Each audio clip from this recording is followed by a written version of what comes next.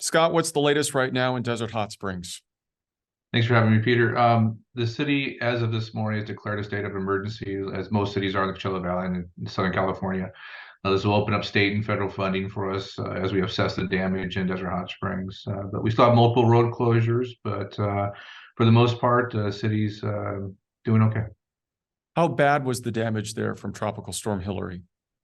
So far, we're assessing the damage. We do have one road collapse at a culvert area on Indian between Pearson and Mission Lakes Boulevard. So we hope that your viewers will plan accordingly in the future. That looks like it's going to be closed for an extended time while we figure out how to repair that. The rest of it's just mostly minor road closures where the washes crossed, and it's just trying to. Our biggest challenge right now is trying to get contractors into our city to help with the cleanup right now. We have our public works staff, but it is a small staff out there doing the best they can right now.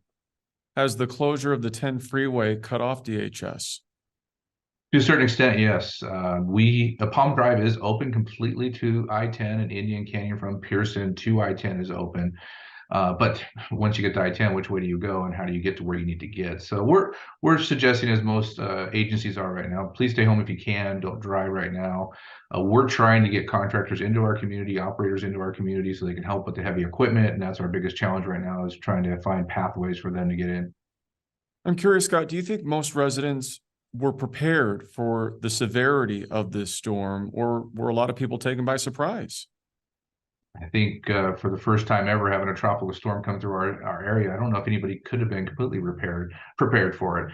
So I think everybody did pretty well, though. We watched a lot of social media last night and a lot of the local news to see where everybody was standing. And for the most part, our public works was taxed for the most part when it came to getting out there and getting things done. But for the most part, Desert Hot Springs was sheltered and did well. Are you anticipating a big cleanup? Yes, we have a lot of washes that run through our city.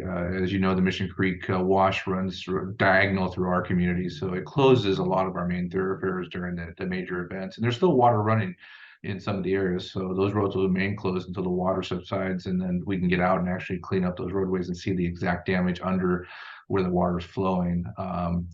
But for the most part, again, I think we did well. Anything else, Scott, you would like to say before we let you go? Yeah, I just want to let everybody know we do have our utility companies are in town. We do have 4 outages right now, 2 within the city and 2 just on the outlying cities. The SCE is working on those to get power restored. Our Mission Springs Water District has 2 main water breaks in the Skyborn, which is the west part of our community, and we have a small one in the north end of our community, and those water services should be restored very quickly. SoCal Gas is also in town, and they are working on 2 minor leaks in neighborhoods, and those should be restored quickly.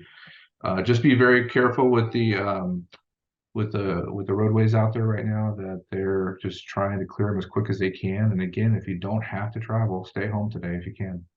Good advice. All right, Scott, we appreciate your time. Thanks for joining us. Thank you.